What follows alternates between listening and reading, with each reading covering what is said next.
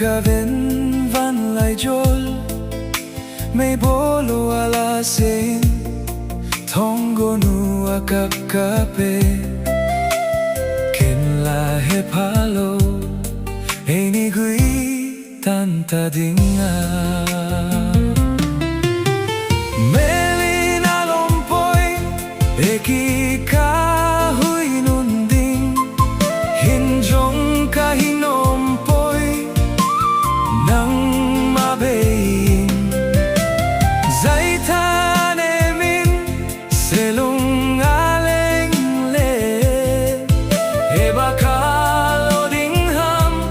nang magon bang hi mei ta hen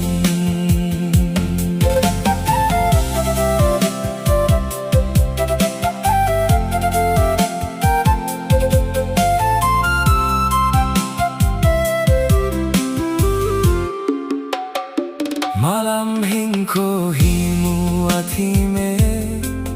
gentei keidingin selung lengin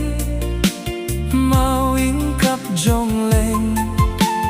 tuivo salo kitei hitalo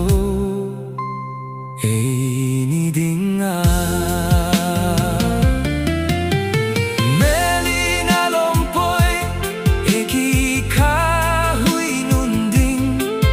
hinjong kahinompoi nang mabein zai than emin selung aleng le e bakalo ding ham nang magon bang hi mei ta hen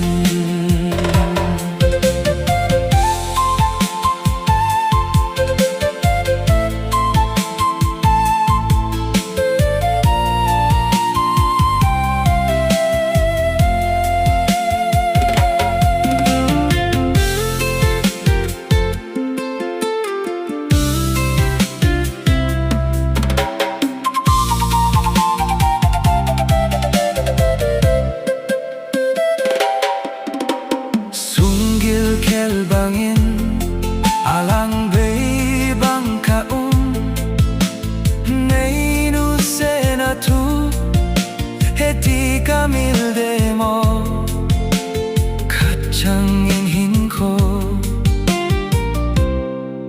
kamong jo poi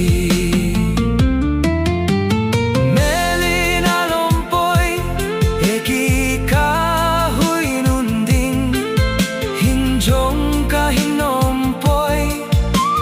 nang mabein zai than emin selung aleng le e bakalo ding ham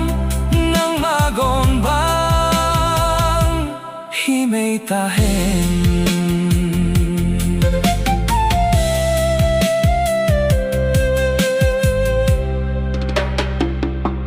hi mei ta